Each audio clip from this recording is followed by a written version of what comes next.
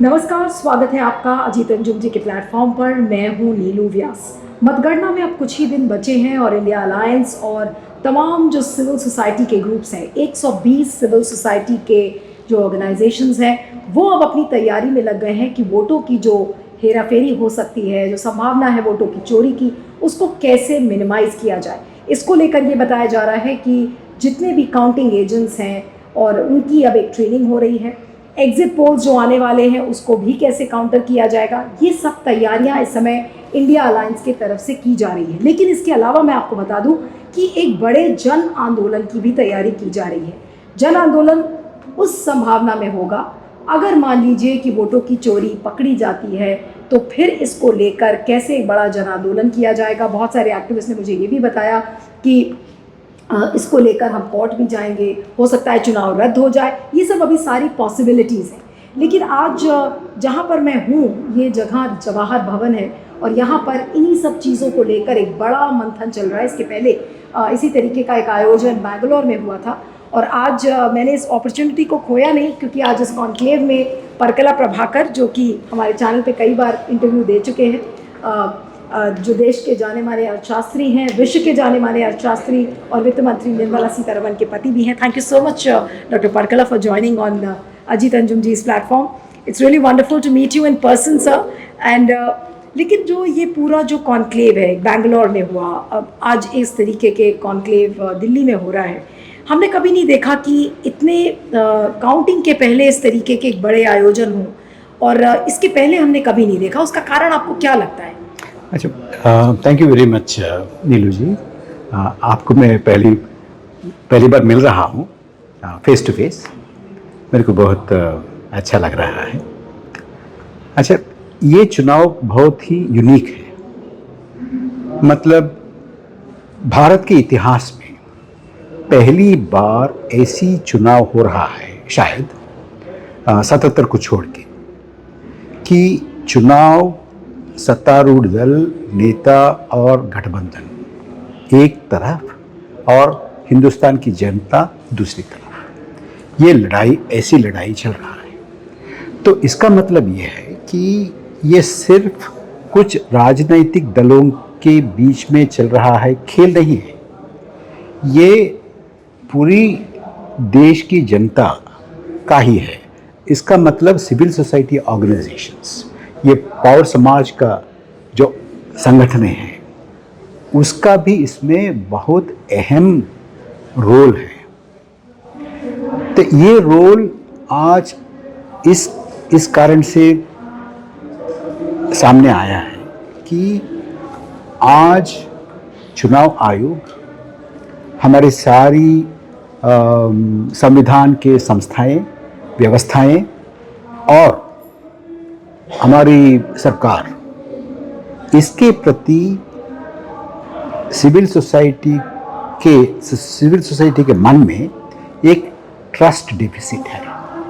ये चुनाव ठीक से करवा रहे हैं, नहीं करवा रहे हैं, चोरी होने की संभावना है, वोटिंग परसेंटेज और वोटिंग ग्रॉस वोटिंग इसका क्या है, क्योंकि बहुत ही कोशिश किए हैं चुनाव आयोग ने कि ग्रॉस वोटिंग का फिगर्स नहीं सार्वजनिक करने के लिए।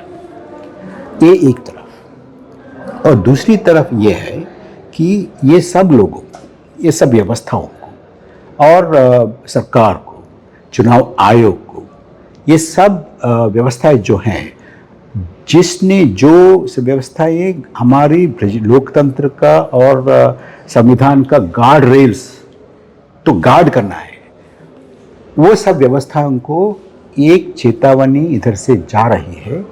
देखिए, हम बहुत ही क्लोजली ऑब्जर्व कर रहे हैं।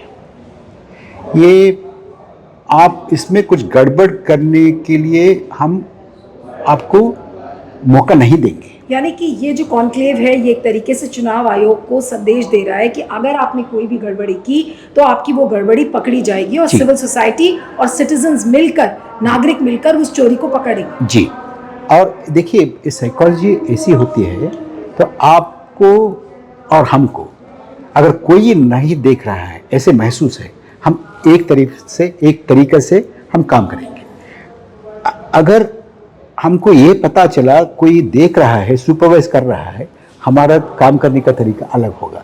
तो इसलिए हम ये कर रहे हैं, ये जानकारी सबको दे रहे हैं, व्यवस्थाओं को, चुनाव आयोग को, रिटर्निंग ऑफिसर्स को, ऑफिस लोगों को, पूरा टॉप टू बॉटम ये बोल रहे हैं, देखिए हम तो निगाह रखे हैं, देख रहे हैं, तो और कुछ गलती हो गए तो चैलेंज करेंगे, इसको रोकने के लिए कोशिश करेंगे, और आपको ये काम ऐसे आसानी से करने के लिए हम नहीं कर सकते, ये ऐसे नहीं करने देंगे। लेकिन डॉक्टर परकला, जब हम एक्स्ट्रा विजिलेंस की बात करते हैं, जब एक्स्ट्रा सतर्कता की बात करते हैं, तो हमेशा ये होता है कि जो काउंटिंग वाले दिन जो पोलिंग एजेंट्स होते हैं, काउंटिंग एजेंट्स होते हैं, उनके पर बड़ा प्रेशर होता है कि बस जल्दी जल्दी से काउंटिंग करो और ख़त्म करो। क्या इस बार कोई बदलाव हमें देखने को मिलेगा इन टर्म्स की जो काउंटिंग में क्या इतनी सतर्कता होगी कि हो सकता है कि काउंटिंग प्रोसेस को लेकर देरी हो?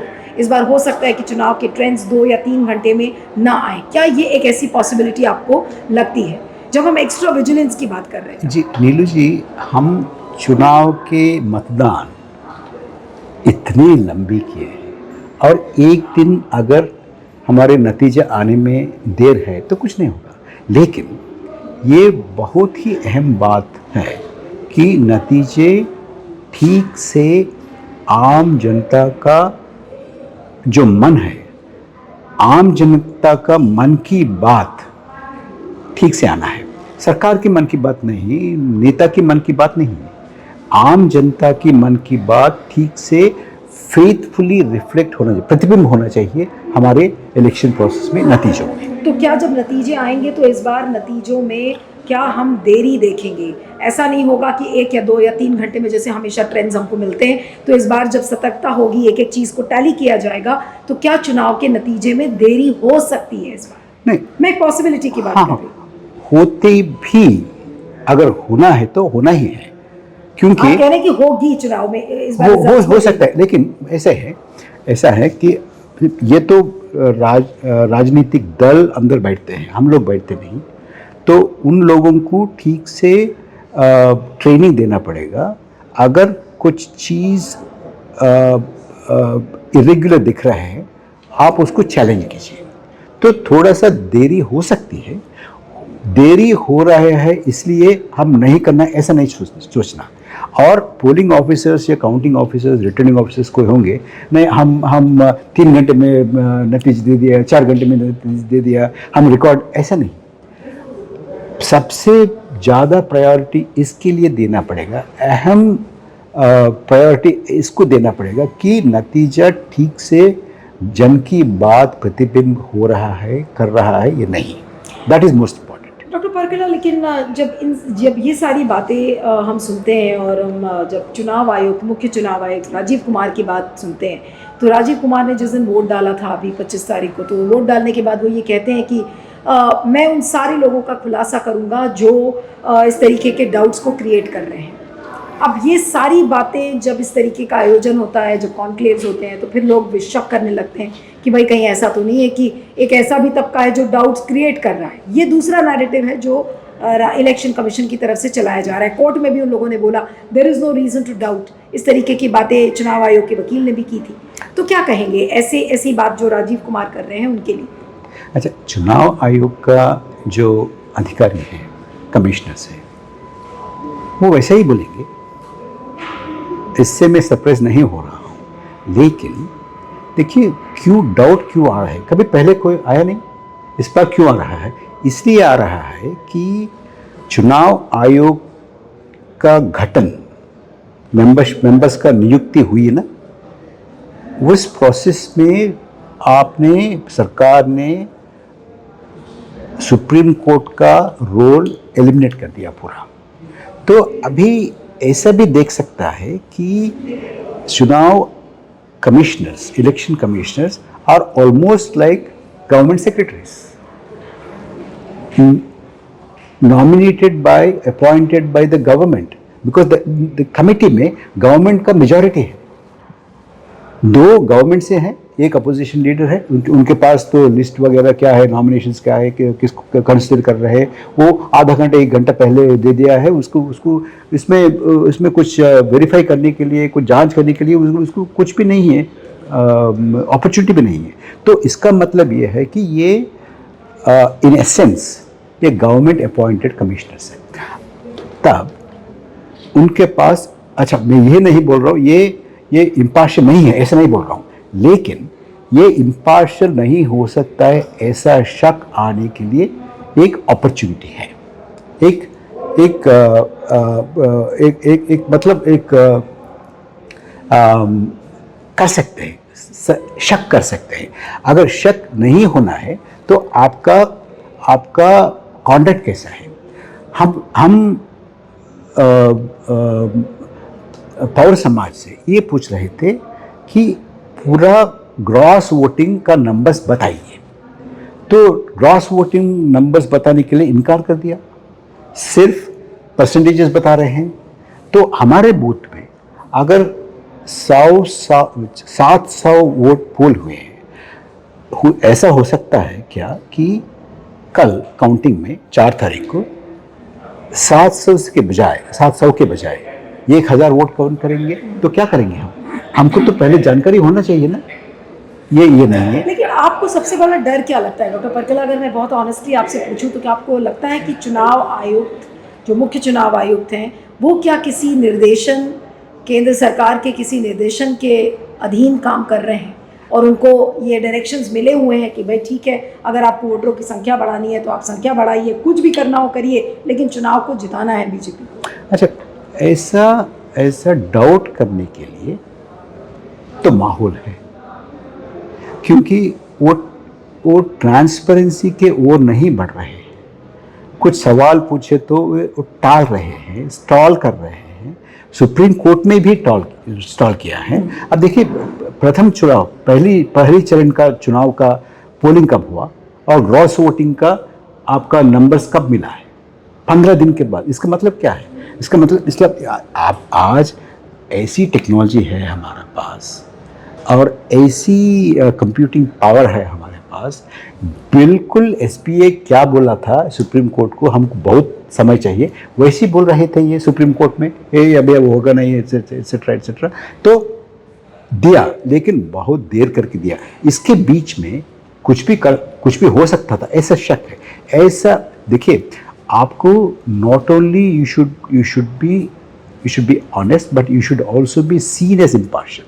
Not only that you are impartial, but you should be perceived as impartial.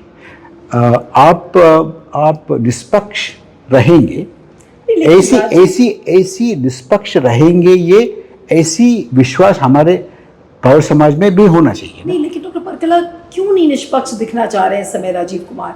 क्यों नहीं वो पारदर्शिता में बिलीव इस समय करना चाह रहे हैं? उन्होंने तो ऐसा लग रहा है कि सारे दरवाजे बंद करके वो बैठ गए। तो क्यों राजीव कुमार से आपको क्या सबसे बड़ी शिकायत क्या है?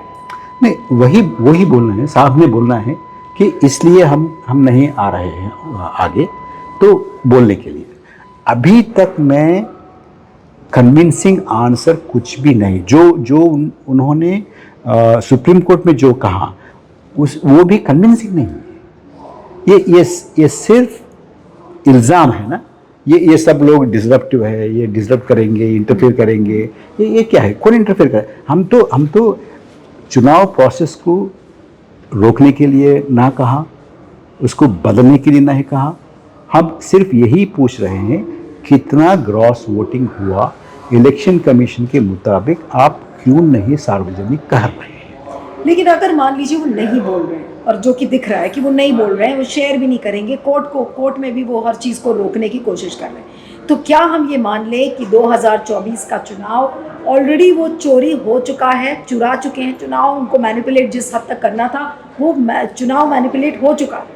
देखिए, ऐसी शक भी बहुत सीरियस लोग कर रहे हैं आजकल, ऐसी हवा में नहीं बोल रहे हैं, क्योंकि देखिए, आपको क्या लगता है कि चुनाव चोरी हो चुका है? नहीं, मतलब पूरी कोशिश तो मेरे को महसूस हो रहा है, क्योंकि अब देखिए, सरकार या प्रधानमंत्री, चुनाव घोषणा होने के बाद ये सब लोग सरकार में जो बैठे हैं, प्रधानमंत्री से लेकर के सब लोग ये केयर टेकर बन जाएंगे। तो आपको ये लग रहा है कि प्रधानमंत्री और बाकी जो सरकार में है ये केयर टेकर के जैसे बात कर रहे हैं? नहीं। तो ये संसद में खड़ा होके बोल रहे हैं हम इतने इतने संख्या से आएंगे और रिजर्व बैंक को जाएंगे, प्रधानमंत्री ऐसा बोल रहे हैं कि हम आ जाएंगे, ये फोरगोन कंक्लूजन है, आप इसमें रहिए कि अगले 100 दिन में क्या करना है, एक प्लान तैयार कीजिए। ये एक केयरटेकर गवर्नमेंट, एक केयरटेकर प्रधानमंत्री जिसने जनता के सामने, देश के सामने जाके हमको और एक मौका दे दीजिए, ऐसा अपील करने वाला कोई लोकतंत्र की दुष्प्रभाव होते हैं ना, वो कभी बोलेंगे नहीं। वो ह्यूमिलिटी से, नम्रता से बोलेंगे हमको एक और मौका दे दीजिए। नम्रता तो छोड़ दीजिए डॉक्टर परकला, नम्रता तो छोड़ दीजिए। मोदी जी तो अपने आप को ये बता रहे हैं कि भाई मुझ में तो दैवी शक्ति है, मैं तो जब तक मेरी माँ जिंदा थी तब तक तो मुझे लग रहा था कि मैं माँ के पेट से पैदा हुआ हूँ, अब तो मुझे लगता है कि मैं तो बायोलॉजिकल हूँ ही नहीं। इस तरीके की बातें मोदी जी क्यों कर रहे हैं, आपको क्यों लगता है? देखिए, आपने बहुत ही मुश्किल सवाल पूछा मेरे से। मैं क्या बोल सकता हूँ, मैं हंस रहा हूँ। इसका जवाब मोदी जी ने तो बड़ी आसानी से दे दिया है। क्या दे दिया? मैंने कहा मैं तो भगवान हूँ जी, मैं खुदा हूँ। देखिए, मैं इसको देख रहा हूँ। पहले मोदी जी बोलते थे कि वो प्रधान सेवक, बाद में प्रधान सेवक चौकीदार बन गए और चौकीदार से अब भगवान बन गए। तो खुदा जाने क्या बनेंगे कल। तो ये क्या है? ये आप देखिए, आप प्रधानमंत्री हैं, लोग आपको चुन के बिठाया है उधर। अगर आपको और एक टर्म चाहिए तो आके बोलना है, देखिए मैं ये काम किया हूँ, रोज़गार इतना दिया हूँ, महंगाई इतना कम किया हूँ, मैं काला धन इतना लाया हूँ, वगैरह वगैरह। मैं परसों एक मोदी जी की रैली सुन रही थी जिसमें उन्होंने कहा कि देखिए मैंने आपको 80 करोड़ लोगों को राशन दिया, राशन से पुण्य मिलता है कि नहीं, लेकिन आपको वो पुण्य मिलेगा या नहीं अगर आप वोट नहीं डालेंगे। यानी कि वो राशन के बदले अब वोट मांग रहे हैं। वो ये कह रहे हैं कि भाई आप लोगों को पुण्य नहीं मिलेगा अगर आपने बीजेपी को वोट नहीं दिया। इस तरीके की बातें उन्होंने रैली में की। जी, मैं भी सुना था। ये क्या है? ये इमोशनल ब्लैकमेल है। ये ऐसी बात नहीं है कि मैं ये सब अच्छा काम किया आपके लिए, आपका इंटरेस्ट में डिफेंड किया और एक मौका और दे दीजिए। वो उतना तक मैं समझ सकता हूँ। लेकिन ये क्या है? आपको पाप मिलेगा, मैं भगवान बन गया हूँ, ये सब तो हंसने की बात है। इसको सीरियसली लेने के लिए नहीं है। अगर सीरियसली लेना है तो ये बात नहीं है। ये सीरियसली अगर लेना है तो ये बात लेना है कि आपका घोषणा पत्र में क्या बोला है। अच्छा, इसमें और एक मुद्दा भी है। देखिए, ये घोषणा पत्र गठबंधन का नहीं, ये घोषणा पत्र भारतीय जनता पार्टी का दल का नहीं है। ये घोषणा पत्र का टाइटल है मोदी गारंटी। इसका क्या मतलब है? इसका मतलब है ये व्यक्ति का गारंटी है। और वो घोषणा पत्र में 73 पेजेस में 50 या लगभग 50 से ज़्यादा उनका तस्वीरें हैं। ये मेरे समझ में, जब तक मेरा समझ है कि भारतीय जनता पार्टी या भारतीय जनसंघ का परंपरा ऐसी चीज़ों को सहती है क्या? मेरे को शक। तो क्या आपको लगता है कि बीजेपी ही मोदी जी को अब निकालने के लिए तैयार है? ऐसा नहीं बोल रहा हूँ, लेकिन भारतीय जनता पार्टी या भारतीय जनता पार्टी में जो लोग वरिष्ठ नेता है, मार्गदर्शक मंडल में हो या अभी सरकार में हो या संगठन में हो, ये सब लोग थोड़ा सा इसके बारे में सोचना पड़ेगा। अब देखिए, ये भारतीय जनता पार्टी या सिर्फ मोदी शाह का पार्टी है, ये भी तय करना है, ये भी निर्णय लेना है। ये क्या है? ये दल क्या है? तो पहले लोग बोलते थे ये परिवार का है, ये व्यक्ति का है, एक दल ऐसा बन गया, वो दल ऐसा बन गया, ये परिवारवाद है, ये व्यक्तिवाद है, बोलते थे ना। अब ये क्या है? अच्छा, ये तो अब थोड़ा अलग मुद्दा है। मोदी जी ने क्या कर डाला है बीजेपी का? हम लोग बहुत बोलते हैं कि देखिए ये तो गुजरात लॉबी की पार्टी हो गई, मोदी और शाह की पार्टी हो गई, लेकिन बीजेपी को क्या कर डाला नीलू जी? मैं एक चीज़ आपको बताऊंगा कि ये चुनाव हारने के बाद, ये हारने जा रहा है, मेरे हिसाब क्या आप से 100% कॉन्फिडेंट हैं कि 100% मोदी हार रहे हैं चुनाव? 100% में कॉन्फिडेंट हूँ। मैं क्या ये बात कह सकती हूँ इस इंटरव्यू में डॉक्टर परकला के मुताबिक मोदी हार रहे हैं? मोदी शाह पार्टी इस चुनाव में भाजपा, अगर वो भाजपा ही आप समझेंगे तो भाजपा सरकार बनने का संभव नहीं है, नामुमकिन है। एनडीए सरकार बनना नामुमकिन है, मोदी सरकार बनना नामुमकिन है।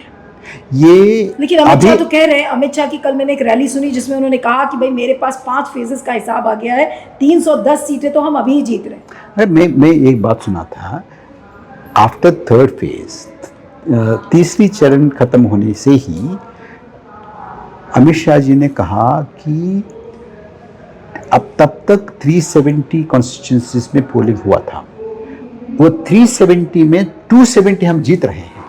तो इसका मतलब यह है 70% से ज्यादा स्ट्राइक रेट वो उम्मीद कर रहे हैं। ये तो होगा ही नहीं, कभी हुआ ही नहीं किसी को हुआ नहीं। कॉन्फिडेंस की उनके नहीं, कुछ उनके तो कॉन्फिडेंस का कारण क्या है, मैं ये समझना चाह रही हूँ कि हर रैली में अगर वो ये बोल रहे हैं कि भाई मेरा 400 पार, अमित शाह कह रहे हैं कि हम तो 370 जीत ही रहे हैं, उसमें कोई शक ही नहीं है, इतनी कॉन्फिडेंटली कोई कैसे कह सकता है? आज पूरा देश भी इस चीज को सोच रहा होगा ना कि भाई डॉक्टर परकला और नीलू व्यास जैसे लोग तो कह रहे हैं कि भाई इंडिया अलायंस की सरकार बन रही है या फिर मोदी जी नहीं जीतेंगे, लेकिन एक दूसरा तबका है जो मोदी जी को ताली बजा बजा के सुन रहा है और कह रहा है कि वाह 400 पार। अब आज कैसे लोगों को आप समझाएंगे, कैसे लोग विश्वास करेंगे? इसमें दो चीज है। एक, आप एक नेता चुनाव प्रचार के दौरान ये बोलेंगे कि हम इतना जीतेंगे, तो ये उनका अनुमान नहीं है, ये प्रचार में एक हिस्सा है। ओके। तो उसका उनका कार्यकर्ताओं का थोड़ा उसका होश लाने के लिए ये एक है। और दूसरा चीज़ ये है कि पिछले 2019 में भी कुछ भारतीय जनता पार्टी लोगों ने ये कहा था कि हम 303 जीतेंगे, तो 303 ही जीते थे वो लोग। ये कैसा मालूम था? अच्छा, इसके पीछे कुछ उसका मैनिपुलेशन कुछ हुआ, क्या हुआ, ऐसी शक भी आजकल ऊपर आने लगा है। यानी कि आप कह रहे हैं कि 2019 का जो चुनाव था वो भी हेरा फेरी से ही जीता गया है, ऐसा शक और शुबा है? नहीं, अगर ये दोनों को कनेक्ट करके अगर कोई भी शक उठाए तो गलती है क्या? क्योंकि आप चुनाव नतीजे आने से पहले अब देखिए, कुछ बोल सकते हैं, हम सत्ता में आएंगे, हमको अच्छा बहुमत मिलेंगे, ऐसा बोल सकते हैं। वो उम्मीद हो सकता है या वो प्रचार के एक भाग भी हो सकता है, लेकिन आप प्रिसाइजली 202 नहीं, 302 नहीं है, 304 नहीं, 303 ऐसे बोलने से अगर कल अमित शाह ने 310 बोला है, वो तो देश की गृह मंत्री है। उसका मतलब क्या है? उसका क्या क्यों 310 क्यों, 311 क्यों नहीं, 309 क्यों नहीं? इसका क्या मतलब? यानी कि उनका क्या कैलकुलेटर कहीं और है, मोदी और अमित शाह का कैलकुलेटर क्या कहीं और है जो कैलकुलेट कर रहा है उनके लिए कि भाई इतने फेजेस हो गए, अब आपकी इतनी सीट पक्की, इतने फेजेस हो गए, अब आपकी सीट पक्की। पता नहीं, अब आजकल महाभारत और रामायण का भी बहुत चर्चा है, और महाभारत में वो शकुनी वो उसको क्या डाइस रोल करते हैं ना, उसको मालूम है क्या क्या क्या आएगा। ऐसा कुछ हो रहा है क्या? पता नहीं मेरे को। देखिए डॉक्टर परकला, क्या होगा मोदी जी? देखिए मोदी जी की पॉसिबिलिटी है, वो बार बार ये कह रहे हैं, अमित शाह ने भी कहा कि तीसरी बार तो मोदी जी प्रधानमंत्री बनने जा ही रहे। मोदी जी तीसरी बार आ गए तो क्या होगा देश का? नीलू जी, इस देश में दो चीज शायद आपको जोर से बोलना पड़ेगा। अगर ये सरकार, ये डिस्पेंसेशन, ये रेजीम फिर से चुन के आएंगे तो दो विपत्तियां है। एक, अगले चुनाव तो होगा नहीं, कभी भी होगा नहीं, as long as these people are there. These people as in Modi और अमित शाह? This dispensation, एक वो बदल सकते हैं, लेकिन ये जो ताकतें हैं, ये शक्ति जो है। दूसरा, अभी जो मणिपुर में जो हालात है, मणिपुर जल रहा है, ऐसी हालात, ऐसी स्थिति हिंदुस्तान में हर एक राज्य में होने की संभावना है, वो डेंजर है। लेकिन जब हम ये कहते हैं कि मोदी और शाह किसी भी सूरत में जीत नहीं रहे हैं, लेकिन ग्राउंड पे जाइए तो ग्राउंड पे तो ऐसा लग रहा है कि मोदी जी ने हर कुछ, कोई कसर नहीं छोड़ी कि किस तरह से चुनाव को जीता जाए। तमाम उनकी जो लाभार्थी स्कीम्स हैं वो गिना डाली, हमने इतने पक्के घर बनवा दिए, हमने इतने टॉयलेट्स बनवा दिए। वो उन सब चीज़ों के आधार पर मोदी जी वोट मांग रहे हैं कि भाई देखिए हमने ये किया, अब आप ये करिए, हमने आपको राशन दिया, अब आप वोट दीजिए। नहीं, राशन दिया वोट दीजिए ऐसे नहीं बोल रहे ना। राशन दिया, अगर नहीं वोट दिए तो आपको पाप मिलेगा, ये बोल रहे हैं, ब्लैकमेल है। अच्छा देखिए, यानी कि आप ये कह रहे हैं कि मोदी जी जनता को ब्लैकमेल कर रहे हैं। ब्लैकमेल कर रहे हैं, डरा रहे हैं। अगर आप मेरे को वोट नहीं दिए तो वो लोग आपका मंगलसूत्र छीन लेंगे, आपका बैंक अकाउंट छीन लेंगे, आपका नाला भी छीन के चले जाएंगे। ये क्या है? लेकिन मोदी जी तो उल्टा कह रहे हैं कि इंडिया अलायंस डराने की कोशिश कर रहे हैं। नहीं, वही नहीं, कौन डरा रहे हैं? ये वो नहीं, उन्होंने कहा ना कि इंडिया अलायंस की सरकार आ जाएगी तो सारा रिजर्वेशन मुस्लिम्स को चला जाएगा। वही डरा रहे हैं ना। मोदी जी डरा रहे हैं, आपको ऐसा चलेगा, ऐसा ऐसा कर लेंगे, वैसा कर लेंगे, छीन लेंगे, उसको छीन लेंगे, आपको वो छीन लेंगे, ये छीन लेंगे, ऐसे डरा रहे हैं। ये आपको, अब देखिए, यानी कि आप ये कह रहे हैं कि मोदी जी बहुत इनसिक्योर है। नीलू जी, 10 साल राज करने के बाद प्रधानमंत्री जैसा, हम सबको प्रधानमंत्री है ना, मेरा प्रधानमंत्री जैसे जिसे मैं ये उम्मीद करता हूँ कि वो सामने आए तो हमको बोले हम इतना रोजगार दिए हैं, महंगाई इतना कम किए हैं, हम काला धन इतना लाए हैं, और चीन वगैरह उसको हम बाहर कर लिए हैं, ऐसे बोलना था ना, क्यों नहीं बोल रहे हैं?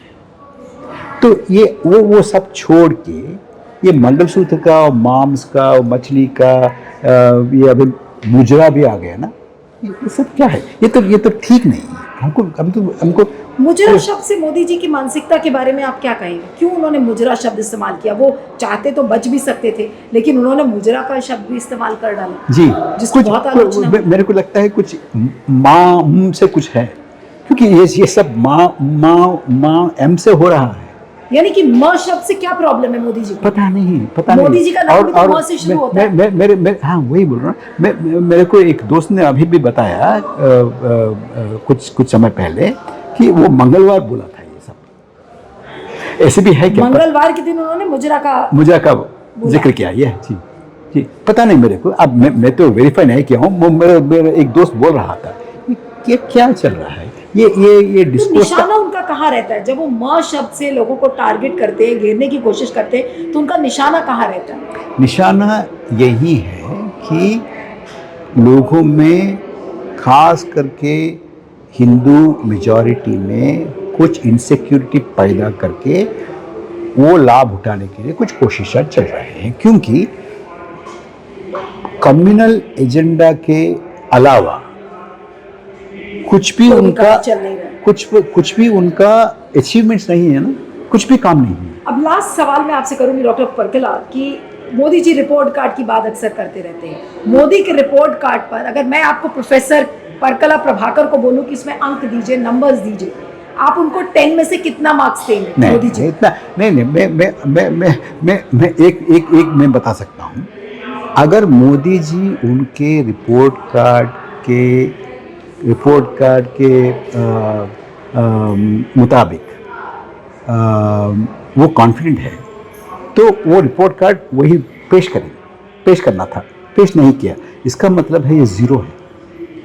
तो वो 200, तो आप कह रहे हैं कि मोदी जीरो है, मोदी फेल हो चुके हैं। देखिए 214 में, 219 में जो वायदा किए हैं उसके मुताबिक आप अगर तुलना चाहें तो मेरे को एक मार्क भी, एक नंबर भी देने के लिए मैं तैयार नहीं। यानी कि मोदी जीरो है आपके मुताबिक? जी बिल्कुल। अब अगर जीरो और जीरो नहीं है, जीरो है, और देश का इकोनॉमी को, सोशल फैब्रिक को, और सेंटर स्टेट रिलेशंस को, फॉरेन अफेयर्स में इसको नुकसान भी पहुंचा है देश को। लेकिन अगर अब वो ऑलरेडी आपको जीरो दिख रहे हैं और अगर तीसरी बार आ गए सत्ता में, तो जीरो के बाद ये कहाँ जाएंगे मोदी जी? और नीचे जाएंगे, माइनस भी जा सकते हैं। क्योंकि अब देखिए हम कोविड के दौरान 23% माइनस ग्रोथ रेट भी देखा था हमने। तो ये अब देखिए आप इस भ्रम में मत रहिए कि सारी दुनिया में बहुत जगह में ऐसी चीज़ें हो सकती है, लेकिन हिंदुस्तान में नहीं होगा। लेकिन आपको लगता है, कई लोग ये भी कह रहे हैं कि मोदी जी की जो मनोस्थिति है वो इस समय ठीक नहीं है, बहुत उगली बुगली बातें कर रहे हैं, बहकी बातें करने लगे हैं, जैसे बायोलॉजिकल वाला उनका एक बयान आया था, मटन मछली मुर्गा मुजरा, ये सारी बातें जिस तरीके की हो रही हैं, आपको लगता है कि मोदी जी हो सकता है कि जब बहुत ज़्यादा इंसान प्रेशर में होता है तो बाद में अंत में कहता है कि चलो सब कुछ छोड़ दो, संन्यास ले लो, आपको लगता है मोदी जी की वो स्थिति आएगी कि वो संन्यास लेके पॉलिटिक्स छोड़ देंगे? मैं नीलू जी, मैं ये नहीं बोल सकता हूँ, क्योंकि मैं एक मनोवैज्ञानिक तो नहीं हूँ। मैं इसके बारे में क्या, लेकिन मोदी जी का माइंड तो पढ़ते हैं आप। नहीं, पर तो मतलब देखता हूँ, पढ़ता हूँ नहीं, देखता हूँ। तो आपको लगता है कि वो quit politics? I don't know, I can't say, but अच्छा, ये इतना तक मैं कह सकता हूँ, मैं लिख चुका हूँ कि अभी जो मौजूदा सरकार में जो लोग बैठे हैं, मोदी से लेकर के बहुत लोग, ये सत्ता छोड़ने के लिए तैयार नहीं है। ये सत्ता पे रहने के लिए जो चाहे वो करेंगे, क्योंकि अगर ये सत्ता छोड़े तो इनके पीछे जो जो बड़े बड़े घोटाले हैं ये पूरा बाहर आ जाएगा, सार्वजनिक हो जाएगा। आप राफेल के शुरू करके, राफेल से शुरू करके Rafale deal, Pegasus, PM case, अभी जो इलेक्ट्रल बॉन्ड्स और भाजपा का जितना आमदनी है, उतना जितना खर्चा हुआ है, इसके अंतर है।